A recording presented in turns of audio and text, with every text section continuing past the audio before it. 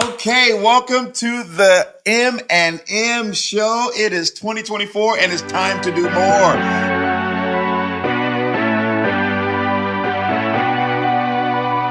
We are very excited. We got all your questions, so many kingdom dating questions, singles questions, all these different questions. So we're going to have an awesome Q&A with you today. That's right. We're really encouraged to be back and doing some more episodes for you in 2024. Trust me, they're going to be 2020 more. And we have been reading through all of your comments on YouTube. And we have a list here that we're going to go through and try and answer some of your amazing questions. So I think the first one, right? Yes. Okay. Let's see. Let's fire through these. We got a ton of them. We're not going to get through all of them, guys. We're going to try to get through as many. Okay. How do you become friends with a brother that you like? Well, submit to him. Encourage him. Let him lead. Let him be in control. Let him make some decisions. How do you become friends with a brother? Really encourage him. Bring him some cookies on a Sunday. Let him know you want to encourage him.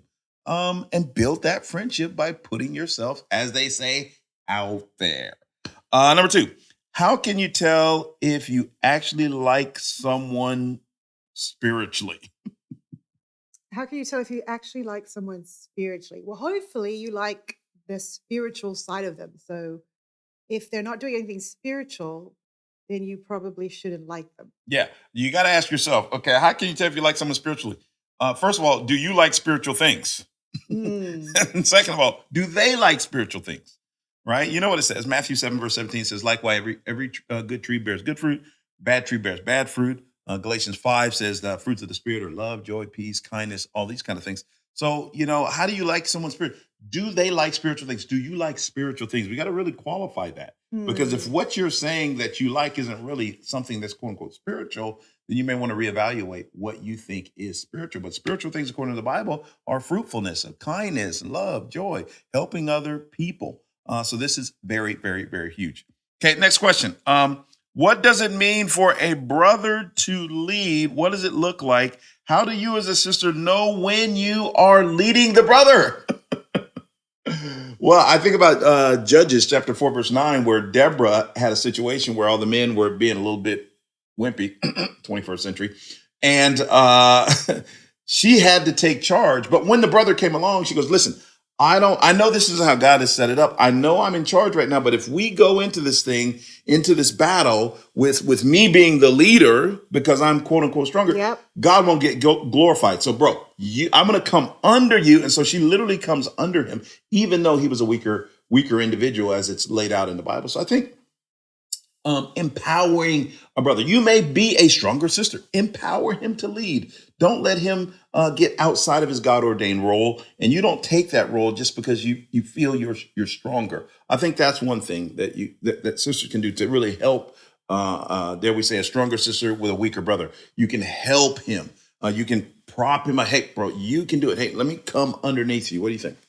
Yeah, I think what does it mean for a brother to lead? I would just say that he should ideally lead you to God.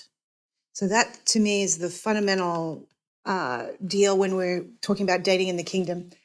If he's not leading you to God and you're leading the relationship to God, then that's probably not a great relationship. And it doesn't mean that he's not a good guy. It just means that your personality might not be a good fit. Unless you're willing to just like relinquish maybe not your spirituality, but actually, no, it's actually not a good thing if a brother is not leading anyone to God. Yeah. So yeah, it's actually not that he's a good brother. He should be. You should talk to his discipler probably and just say, brother X needs to get closer to God before he thinks about dating long term. Yeah, and even if he hasn't, that should be his desire to lead someone else to God. Yes. Because why are you a man of God if you don't lead people to God? Right. You got to lead people to God or have a desire or be trying. And if he doesn't lead you to God, if he makes you think more about him than God, that may be a red flag. That'll be on our red flags episode. Okay. This question we got answers from some of you and some of the women. What are kingdom date killers? What are things that really kill the date, kill the vibe? The vibe. What kills it? It looks like on the sister side, bad planning. Oh yeah. Bad planning. If you have a knee-jerk reaction plan Saturday morning, hey, sis, we're doing it, that really kills it. Bad hygiene. Yep. Bad hygiene. Yeah. I mean, you don't want to, as a brother, you don't want to come to the date and After game. After game. It doesn't want to smell like you want the aroma of Christ, not the aroma of Manchester United, not the aroma of our Arsenal or a football club or Los Angeles Lakers or you cannot. You have to bad hygiene. Right. That's not a good deal. Not a good deal. Bad brothers and sisters. Yeah, brothers and sisters. Bad at setting boundaries. Okay. Bad at setting boundaries. If your name is Rubberneck Randy or you're Sneak a Peek Zeke, and you're always sisters know when you're trying to sneak a little, trying to do a little sneak and a peek right there. You're Rubberneck Randy. You're looking at everything but your date. I mean, you gotta stay engaged. These are kingdom date killers. Bad at a budget. Bad at creating a budget. Sisters said they were mad about that. Oh, sisters sometimes ask who should pay on a date, and I think that's something that probably should be discussed up front, especially if you're doing a lot or it's a very expensive date. I don't expect brothers necessarily to have to pay for everything, but it should definitely be discussed beforehand. However, if you really like a sister, I think it shows chivalry and just an amazing sense of leadership if a brother does pay for the date. So don't order everything on the menu and then say, "Hey, sis, we're going halves here." Yeah. Again, communication is key. Yeah, and this is where you got to lead as a brother. You cannot spring on the sister last minute that she's taking care of the date or that it's 50-50. You got to let her know, "Hey, sis, we're going to go here now." Just communicate and let things know upfront. Even if a sister asks you out on a date, as a brother, you should put your foot forward and go, "Hey, sis, I'll take the bill." And she goes, "No, I got it." And you play that little game right there, and it really it's that little dance you do, and it's going to show her that, wow, this brother he offered to pay, even though it was very clear, even in the communication, that I was going to pay. It just shows leadership, I think. Totally. On the brother side, what are things that are kingdom date? Godless Gale. Don't be godless Gale. Sisters who find spirituality boring. Ooh. Oh, we're talking about the Bible again. Oh, we're talking scriptures again. Can't we just leave? Can't we? Spirituality is awesome if you're spiritual. It is awesome. Doesn't get boring. It doesn't get boring. Brother said that sisters who don't give compliments.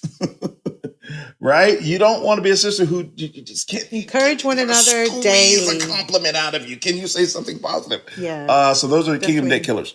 Masculine Mary. Sisters that are quick to give unsolicited advice to men. Men don't want to lead another man unless it's midweek. Okay. If it's midweek, we feel excited about leading men, but we want to be leading a sister. You don't want to be too masculine. Also, men said entitled Amanda. Sisters that are very entitled and they feel like they deserve it. And you can kind of feel it. Also, sensual Cindy, deep eye contact. She's like this. "Hey, bro, how you doing? How's your quiet?" You don't want to be sensual Cindy. That's a kingdom date killer. Okay. Next question. How long should you have a mutual interest before you start dating? How long should you have a mutual interest before you start dating? I think that's a Proverbs 15:22 get advice thing. I don't know. Yeah, plans fail for lack of counsel. I think depends.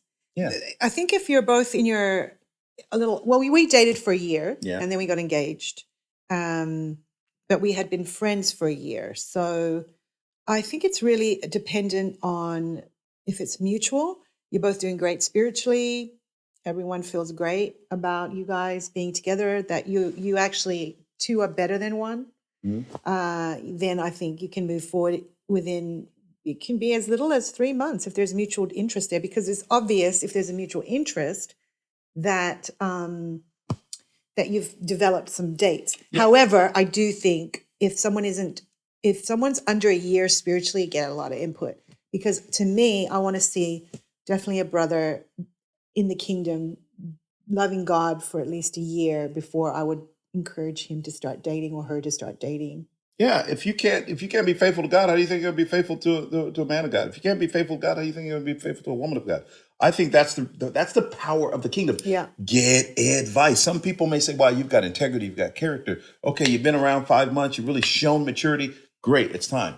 Others may no. You need another year, bro. Sis, you don't even trust whether we're the kingdom of God. I mean, you gotta really get some advice. So that's not a one-off kind of like thus saith the Lord deal, Right. because people are different. So you don't want to give correction like that, Absolutely. absolute like that. What should you look for in a potential interest? 1 Samuel chapter 18. Does he lead? Is he the first one to be open about his sins? Is he the first one to encourage? Is he the first one to share his faith? Is he the first one to volunteer to serve in mercy? Is Is he he the the first one to talk about God in talk his about quiet God? times? Yeah. Yes. Does he lead? Is it very clear that you got to step your game Yeah. up to be with him? Yes, because when we're yoked together in marriage, we're one. So if you've got to kind of think about dating as, you don't want to get too quick to think about marriage, but you do want to go, is this guy going to lead me to heaven? That's Yeah. always got to be something that you're looking for in a potential interest. Is this guy deep, are there things that qualities that he has that I admire, that I respect?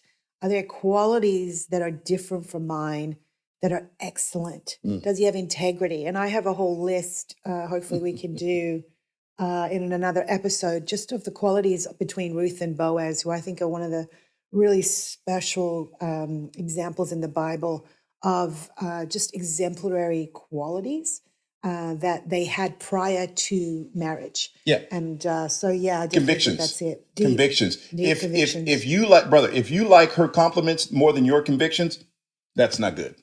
That is absolutely not leadership. And if you like his compliments then more than you like your convictions, and I'm not talking about your standards and ultimatums. We talked about that in an episode. Convictions on the Bible. You don't want to like a brother more than you like your convictions. That's weird. You don't want to like a sister more than you like your convictions. And you don't want to like her compliments over your convictions. It doesn't matter if she compliments you. If she goes against what the Bible is saying, you got to really not be mean or anything. You got to have that leadership quality to come alongside her, as Jesus says, and really encourage right there. Okay. A couple more of these questions here. This is hilarious. What's the best way to encourage someone whose love language is physical touch in a pure way? Bro, what are you talking? This was a brother. Everyone's love language. It's called marriage. What are you talking about? Encourage someone with physical touch. You shouldn't be touching a sister until you get married. Solomon said this. He says in Song of Psalms chapter 8, verse 4, do not arouse or awaken love until it so desires. Anyone who needs to physically touch you, and I'm not feeling like, all of that kind of stuff, that's a bit sensual. And I would be careful there. Yeah, be careful there. Okay. I think obviously five love languages, though physical touch is one of them. Yeah. But single sister, if that is your love language, you better buy a teddy bear and be good with that, and go to see mom when you get in those needs. Go get a side hug. Or a spiritual mom can give you some hugs. But yeah, you want to, if you're feeling like your physical love tank is low, physical touch love tank is low, you need to get that fulfilled in the Lord and in a pure way, and not expect any single brother to ever meet that need. Amen? Exactly. Remember, you are single. You're not a decimal, okay? Ever. You're a whole. Jesus completes you, not a touch or a hug from somebody else. You got to really Find be another secure in love that. language Find to get a different one. as a single woman. You don't need to be a single one wanting to be touched by a brother and wondering how, and then he doesn't touch you, and then okay. Teddy bears are good for that. Exactly. Okay. Is it okay to have an interest in someone who you think is way over your league spiritually? Of course. And if you're a sister, you better be doing that. Definitely. Yeah, exactly. 1 Samuel. That's what I did. I was like, man, this girl. Although, not you, okay. but way over your league. There are some times, though, that can really hurt people, because they may not, they like love this evangelist to be in training, and they don't like the ministry.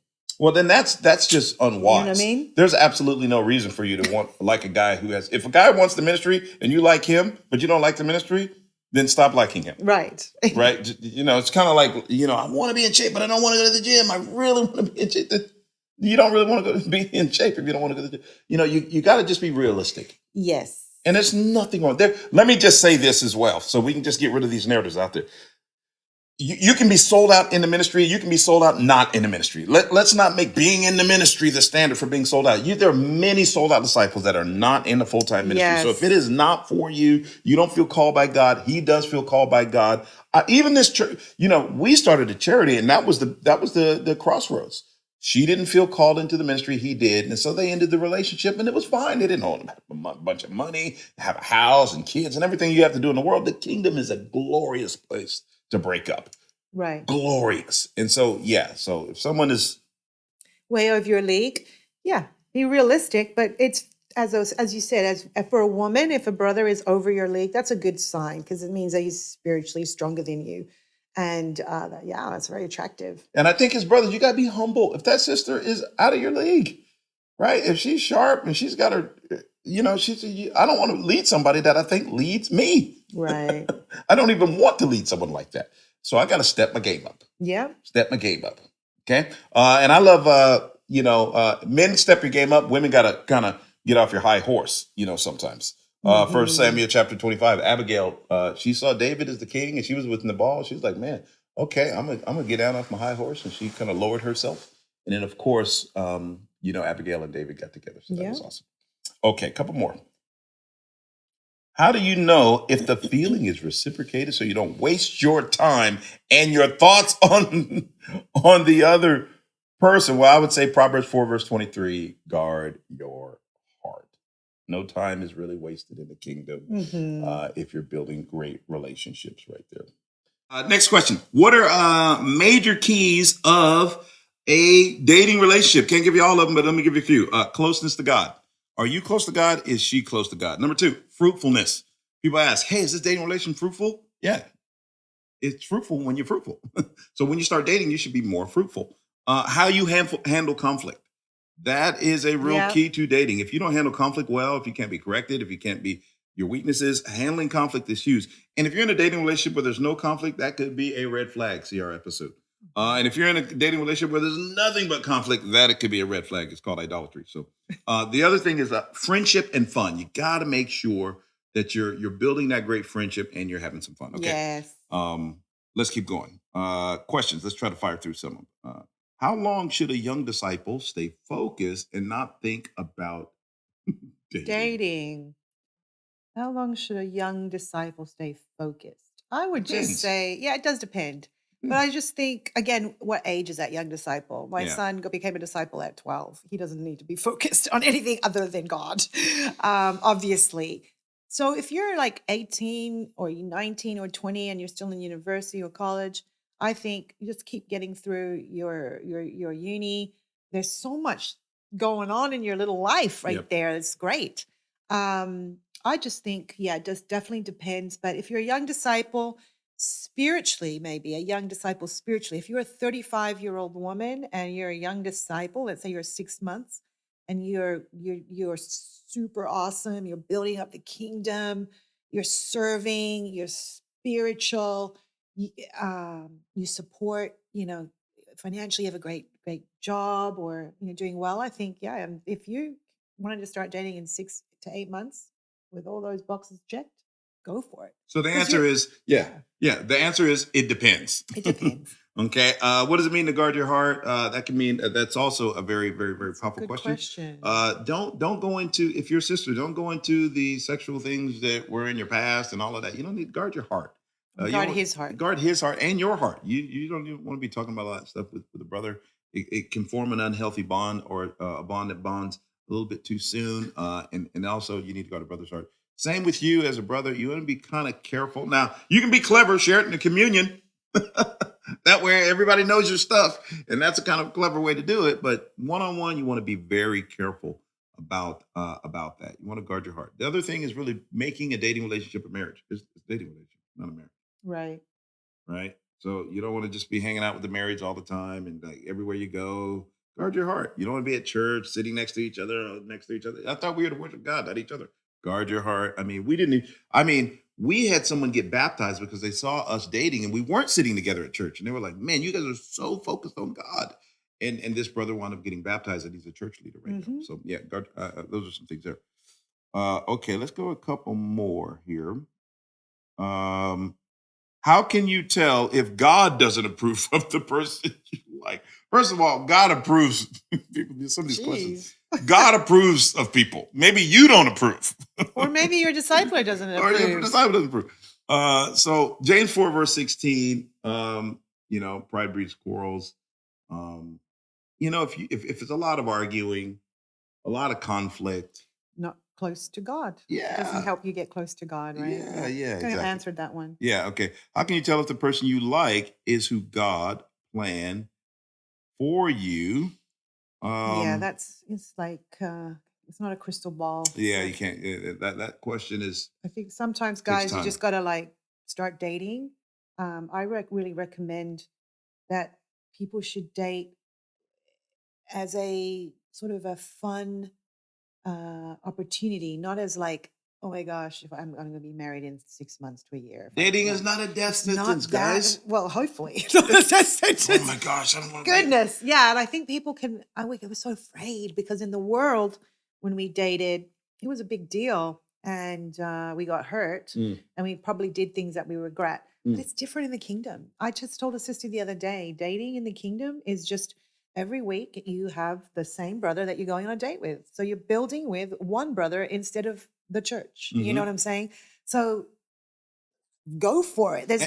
You're still in the kingdom. You're still pure. You're still yourself. You're nothing changed except you're going on a date with a brother that you like and he likes you to see if there's anything, if that relationship can blossom. That's all it is. And if it doesn't, it's not a failure. There are many women that are married today and leading churches that I know have dated 3 to 4 times in the kingdom.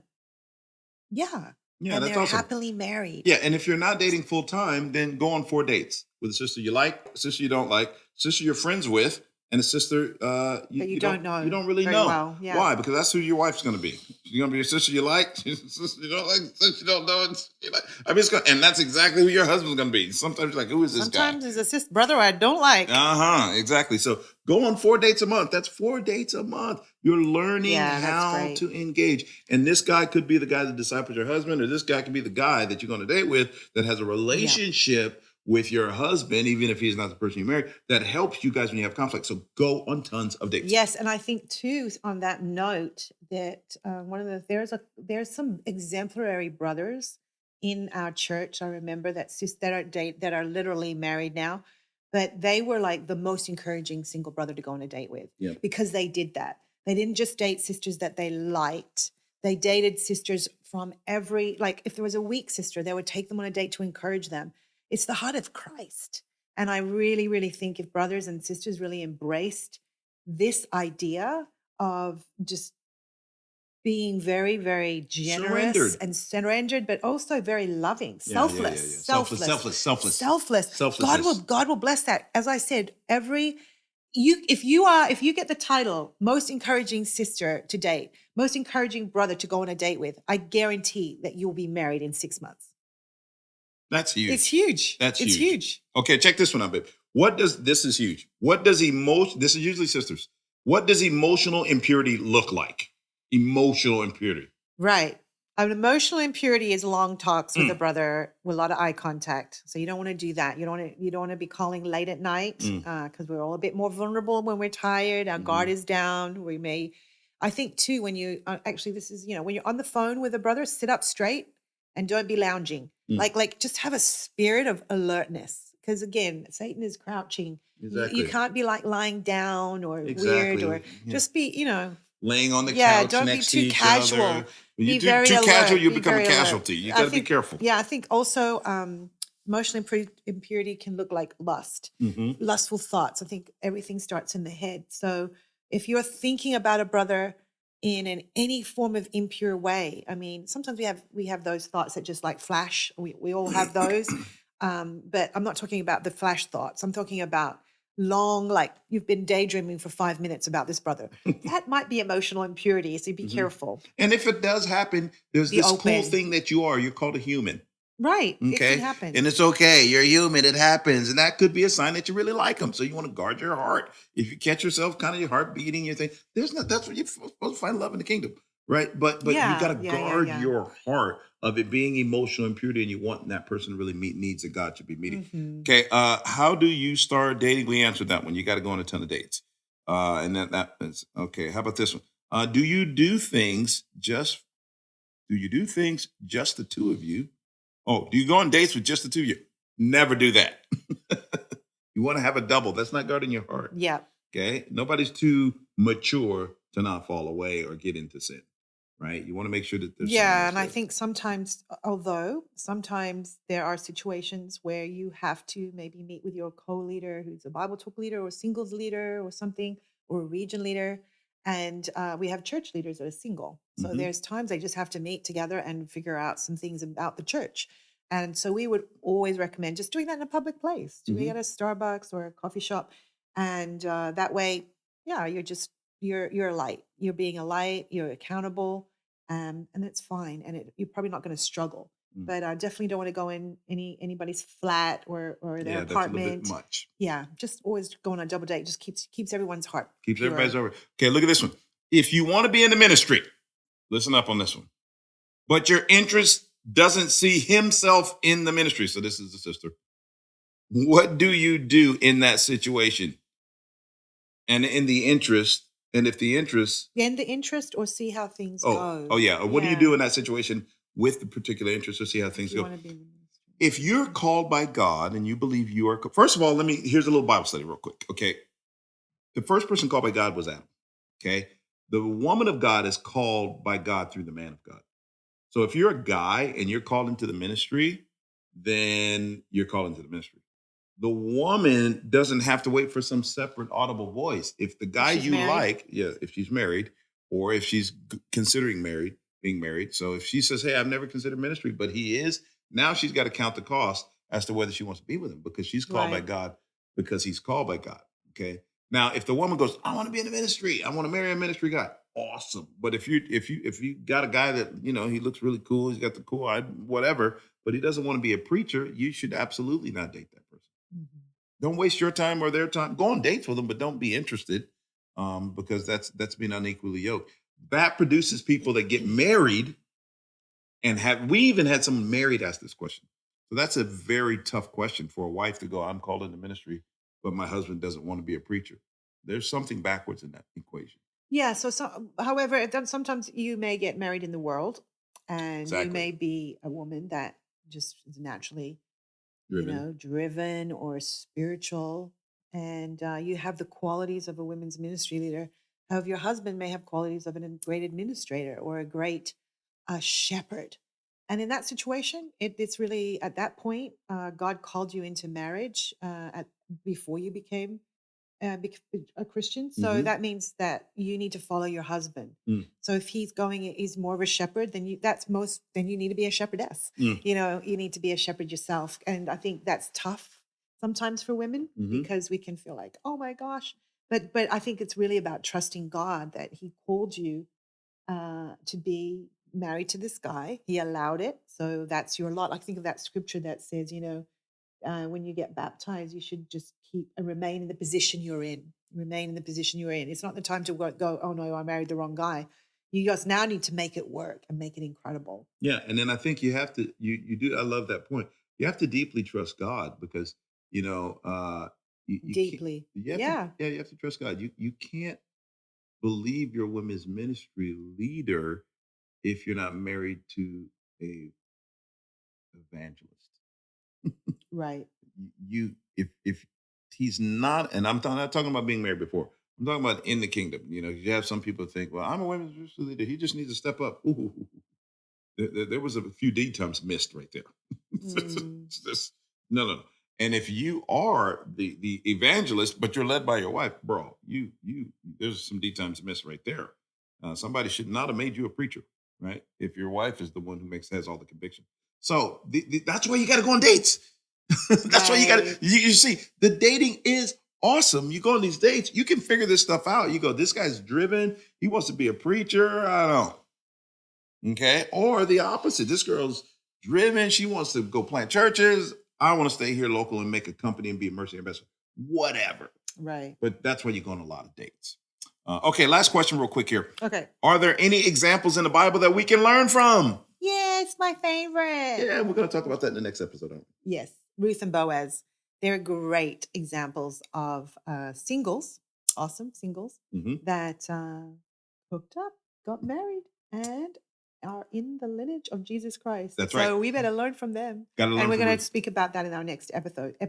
Awesome. Okay. Keep the questions coming, guys. Keep asking.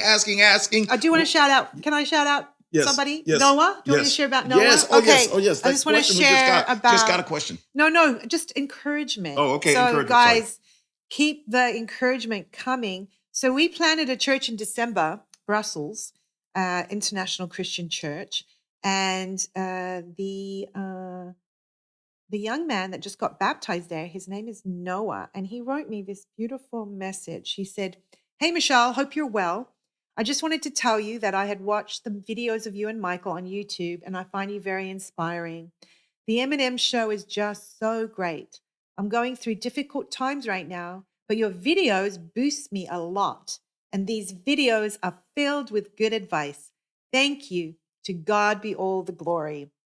You know what, guys? That just warms my heart. This is a little baby Christian single guy and learning a lot. So, Noah, we love you. We love you, Noah. Keep going. Keep going. Don't quit. Don't quit. Keep your eyes fixed on heaven, bro. God's got amazing. you. We love you, Noah. Yeah, we love you very much. And, Blessings. Yeah, and thank you for all your comments, guys. Keep them coming. Beautiful people.